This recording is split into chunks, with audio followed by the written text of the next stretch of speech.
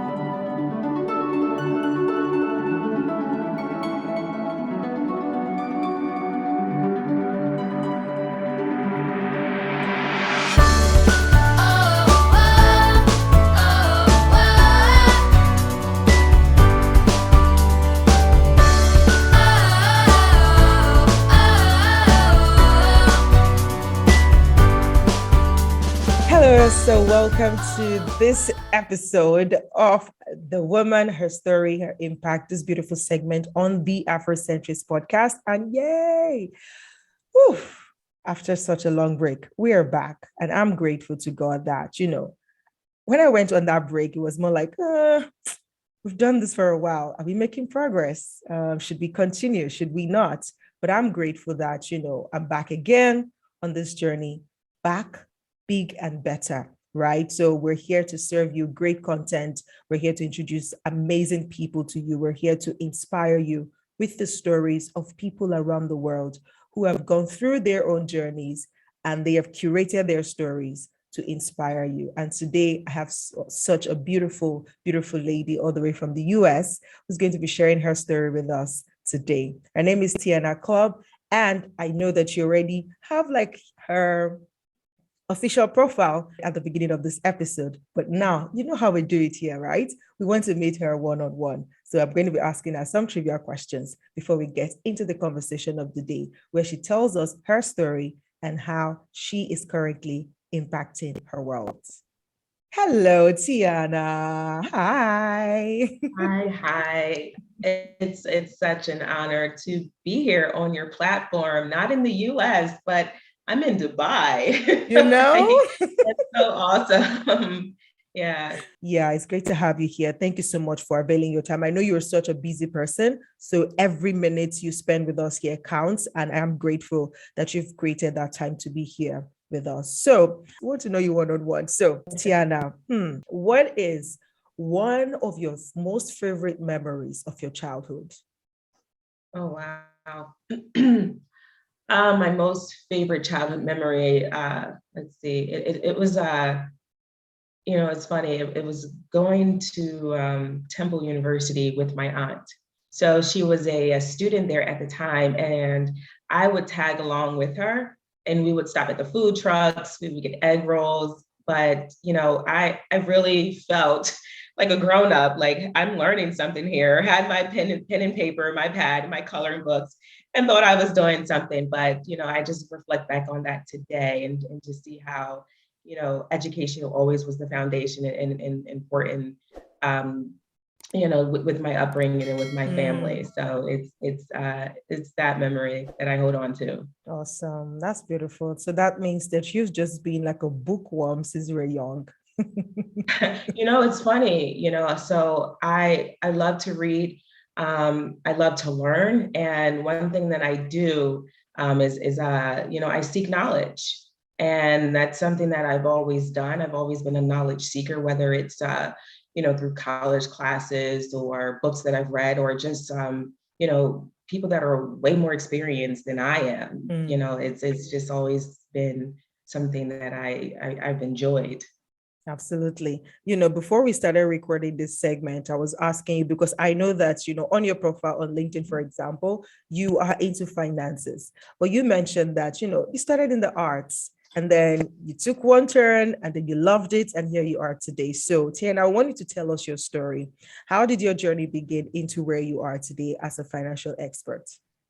Yeah, so that's you're right, spot on. So I did start my journey in the arts. I started dancing at the age of 8. I thank my parents just for giving me that opportunity, as a child. But I went to Creative and Performing Arts High School, so the arts was just always there, always in me, and it still is today. But when I decided to study ballet, I'm at Marymount Manhattan in New York City. I had the idea of becoming a performer. Like I just wanted to perform, and that was my goal. So fast forward, I auditioned for Block Agency. It's like one of the biggest agencies out there in the U.S. So I auditioned for Block Agency. I got accepted, and I said, "This is it." I'm performing, but sadly, I wasn't able to take advantage of that opportunity. I just did not, as a college student, have the means to do so.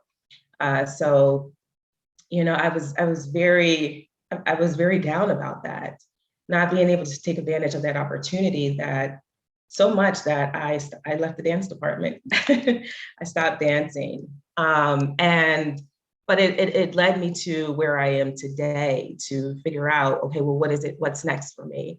What do I enjoy? And I took my first accounting class and I just fell in love with it.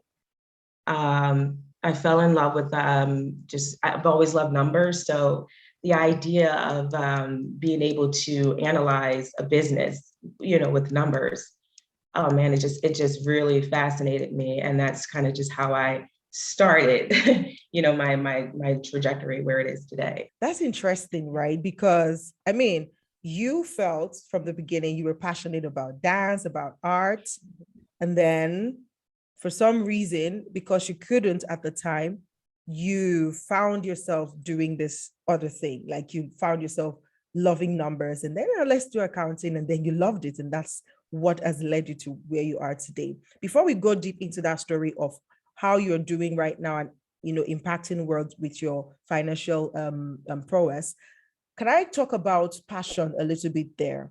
Would you say right now, looking back, would you say right now that you missed out on not following your initial passion? I wouldn't say that I missed out, although I do miss it, and although I do wonder, of course, the what ifs, they pop up, of course.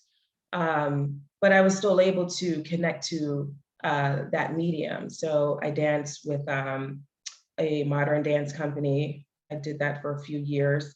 And I recently stopped dancing with them maybe 6 years ago. But more recently, I danced in the Roots Picnic with Suzanne Christine, who is an artist in Philly. So there were people, the headliners were Mary J. Blige, Kirk Franklin. So, I'm still tapped in. I'm still able to, it's funny, I may have stopped at age 19, 20, but where I am today, the journey is still there. I'm still on that journey of the arts, my art journey, my journey as an entrepreneur, my journey as a mom, my journey as a wife. Like my journey it's intertwined, you know. So no, I don't think I missed out. I think I'm where I'm supposed to be. Well, I love it. You are where you are supposed to be. And I had to go back there because I feel like there are people who are, especially for young people, who could be watching this now or are just at a point in their life where they're so passionate about this one thing and it's not going the way they want, but they're so fixated on that one thing that they're not allowing themselves to explore other things that they might fall in love with. And Yeah. so at the end of the day, it feels like, oh, because I'm not doing this, oh, that's it. This is the end. I'm a failure, or I'm Yeah. not living the best of my life. But I love the fact that, fine, this was the passion at the beginning. You decided, okay, this wasn't working at the time. What else did I love? What else do I love? What else can I do? And then you took the accounting class, and then it's, you found out, okay, I think I love it. And you've grown yourself to this point, and now you are able to actually go back to still, go ahead with your first love. And I think that Yeah. that's really powerful. I hope that anybody watching this right now, if you're struggling with your current passion, don't get stuck, okay? You can go ahead and explore and see something else that you are great at. Go ahead with that. And then if this is truly, truly, truly your passion, it's going to find you again somewhere in the Yeah. future. All right. So you don't have anything to lose. Do not be afraid. I've spoken to a lot of people, and one of the things that hold them back a lot is just the fact that they're afraid of the unknown. Okay, so they know this is what I'm good at, this is what I love, this is what I want to do, but it's not working. But I'm afraid of the unknown. Like, okay, what if I go try this other thing and it doesn't work? Because this thing I'm passionate about is not working. So what is the assurance that this other thing would work? So I would use that in asking you the question based on your own journey. What gave you that assurance that, okay, accounting was going to be a thing for you? um it, it what it I didn't know right away, so um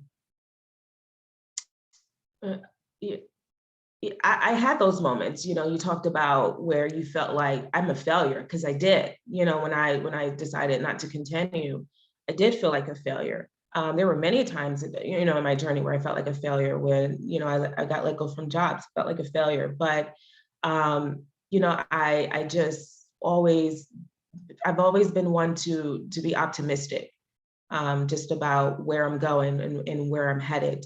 Although in the moments when there are setbacks, you don't feel that way.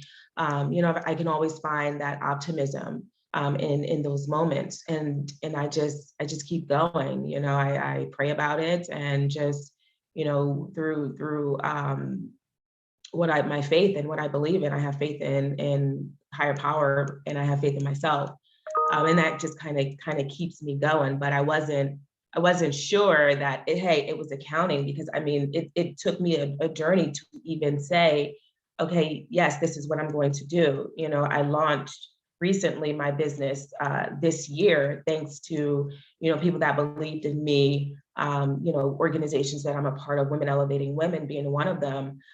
So it's through just the people along the way that just reassure you that this is what you're doing and this is what you can do. So I'm just really grateful for organizations like Women Elevating Women, and women out there like Betty Hines. I mean, Betty Hines has done so much to elevate me as a woman, especially during a time where I felt like I wasn't enough, where I felt like a failure.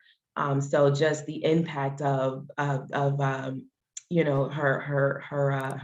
just her, not even just the organization as a whole, but just her. It's been instrumental in me having the assurance that this is it. This is what I'm going to do. So I'm looking at your logo, and I'm like, okay, Swerve your financials in the right direction. Tell us about SFG. Yeah. Yeah. So, Swerve, we are a financial management company where we offer solutions, to financial problems. So whether it's, you're having a hard time connecting your teams to the financials, helping you understand what that is. So there's trainings on that, all the way down to, bookkeeping. So for companies that are usually can afford a virtual CFO, I offer bookkeeping services with a CFO coach. So, they still have access to, that level of expertise, but for a very minimal cost than bringing on a full-time CFO. So, I serve, the small business community, companies all the way up to 10 million. And we will be looking to expand on our services in the future as we continue to build out the needs that our offerings for businesses that are operating in that threshold. So for now, SFG is serving small businesses and corporations in the US, or are you looking at other markets as well? So we right now, just starting, we are in the US, but we'll be looking to expand next year in the global markets as we continue to build things out on the back end. Okay, fantastic. So I'll go back a bit from where you talked about Betty Hines and the women elevating women. What would you say is the part of, community in you building your business or standing out as a brand, especially as a woman? What would you say the role of a community or a support system is? Um, when you talk about community, it's wanting to see each other thrive, and not and thrive together. We're all thriving. We're all uplifting one another. We're all lifting up each other as we climb ourselves. So, I get the opportunity to build community with Women Elevating Women. I mean, their mission alone is about elevating women. They stand behind, what they say they do. Betty Hines, she's been instrumental in creating that platform and creating a community that's elevating women to become $1 million entrepreneurs. It's having accountability as well, holding each other accountable, to saying what you're going to do and to making that million or above, if you're already at that threshold. So, I've gained that just from being in that community of powerful. I mean, these women they are really, really, they're amazing. They are, and I'm happy to say that as a woman.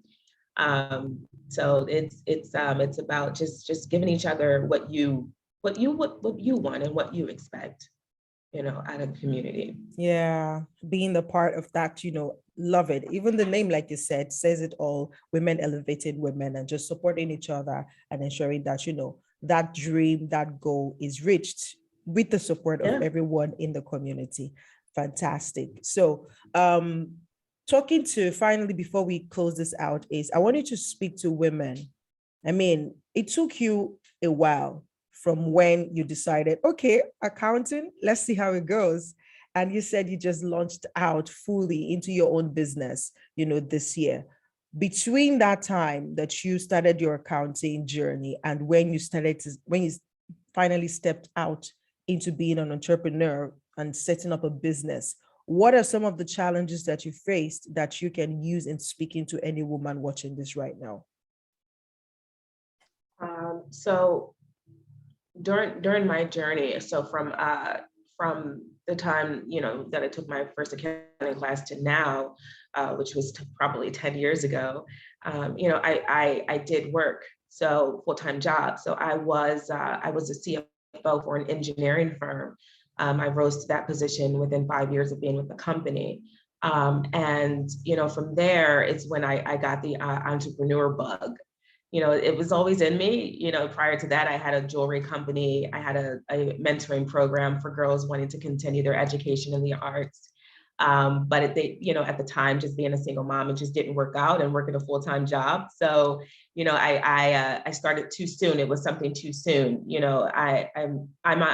I guess the entrepreneurial bug is in me because of my family history, my background, my grandfather. But I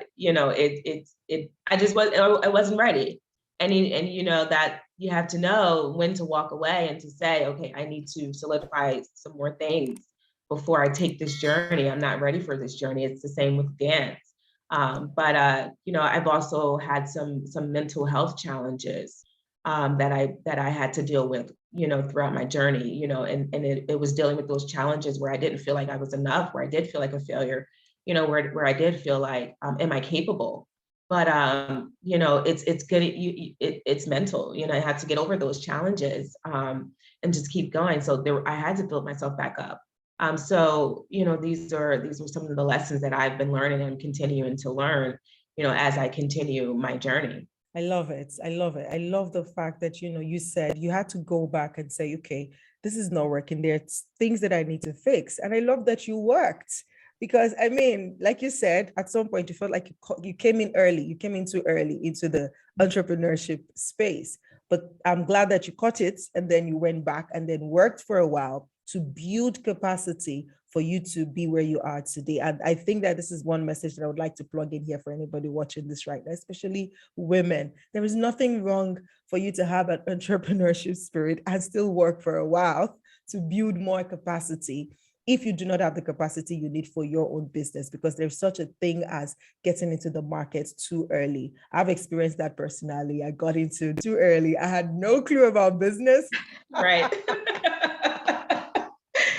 And Exactly. I jumped Exactly. in totally just based on passion. Ooh, passion is good, but without structures and systems, oh my God, it's going to lead to frustration big time, right? So it's Exactly. okay to go back, work in a structured,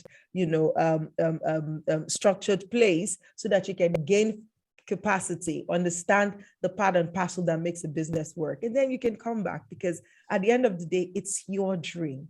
It never leaves. Even when you bury it deep down in there, it finds its way out, it surfaces Okay. somehow, right? So it will still come back to the surface, but there is a person that you need to become to be able to hold down that idea, to be able to bring it forth. And you also mentioned the mental health part. Like if you're not ready right there, nothing else is going to hold water. Nothing else is going to work because at the end of the day, when you step out to be an entrepreneur, you're stepping into leadership. And if you're not in the right place in your mind, you're unable to lead the people. And that's like total chaos, right? So all this part and parcel is what makes you who you are.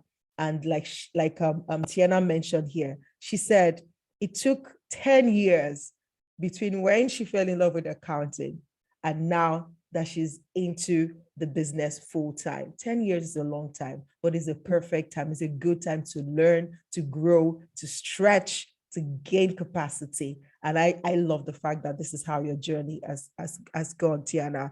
Finally, give us a little tip of the iceberg into your family story. Like, I want to hear that part from you directly. I read it on LinkedIn and I'm like, wait, what? 70 years? How did you guys do it? Tell us a little bit And about that as we round up the session. yeah, so my great grandfather, Dover Carter, he actually was a civil rights activist. He started I forget the town in Georgia, but there was a chapter, the NAACP chapter. He started there, just to help African Americans, to get them registered to vote and to help them vote. So um, during that time, his family, he had to flee Georgia, and that's how we ended up in Philadelphia. But he started a watermelon business, and I mean, people all around Philadelphia know him as the Watermelon Man. But it was just through the hard work of family, and generations that kept it going. So the kids would help out in the business. Their kids, they had 11 children, so their children would help out, and their children's children, and it was it just became the thing for so many generations. But my uncles, my great uncles, they still keep it going today in Philadelphia. So it's still going, it's still thriving, and it's still alive. So if you're ever in Philly, ask where the Watermelon Man is. You have to visit them. But That it's the is Carter really Carter Carter watermelons. Yeah. wow. So basically, to just make watermelon, just the fruits, just Yeah, they sell watermelons. Mhm. that is beautiful. That is beautiful. Thank you so much, Tiana, for sharing your time with us today, for sharing your story, and telling us a little bit about the struggles that you had during your time, between when you found out accounting is it for you and now that you have founded SFG, Swerve Financial Groups. I love it. Thank you. Thanks so much for having me. This has been so much fun. Thank you. All right, guys, this is where we draw the curtain today. If we wanted to connect with you, whether for just to follow your works or to engage with you based on your business, how can people do that? So right now you can reach me on LinkedIn. So it's Tiana Clubb, just look me up.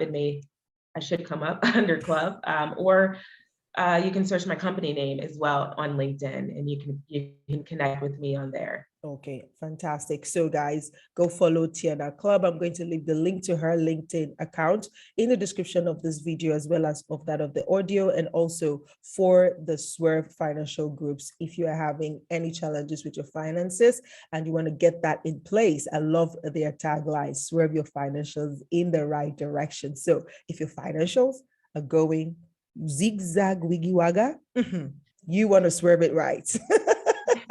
That's right. Thank you for listening to everyone out there. Awesome. All right, guys. So till I come your way again next week with yet another beautiful woman telling her story and how she is impacting her roles. My name is the energetic EJ, and I'll see you next week. Bye-bye.